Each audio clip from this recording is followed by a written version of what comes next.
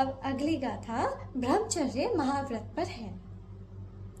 माधुसुधा भगिनी वैया दठूणथित्यं च परिरुवम् इत्थिकः आदि णयत्ति तिलोय भुजम हवे बम भम।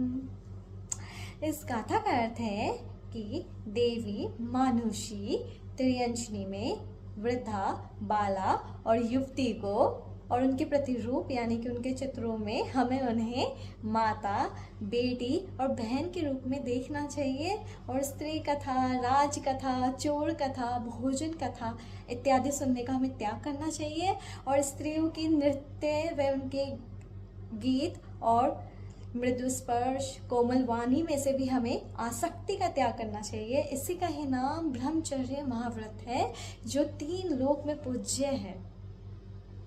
अब अगली गाथा अपरिग्रह महाव्रत पर है।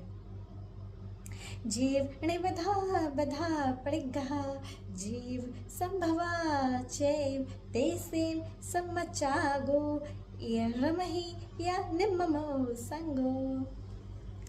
इस गाथा का अर्थ है कि जीव निबद्ध परिग्रह यानी कि वे जो जीव पर आश्रित होते हैं, जैसे दास, दासी, घोड़ा, गौ माता, क्रोध, मान, माया, लोभ, नो कषाय इत्यादि, और जीव अबद्ध परिग्रह यानी कि वे जो जीव पर अनाश्रित है, जैसे धन, धान्य, वास्तु यानी कि घर इत्यादि, और जीव संभव परिग्रह यानी कि वे जो जीव से ही उत्पन्न होते हैं, जैसे मोती, शंख, क्रोध इत्यादि, और इतर परिग्रह यानी कि सोच, संयम, ज्ञान के उपकरण, इन सब में से हमें ममत्व का त्याग करना चाहिए। इसी का ही नाम असंग महाव्रत या फिर अपरिग्रह महाव्रत है।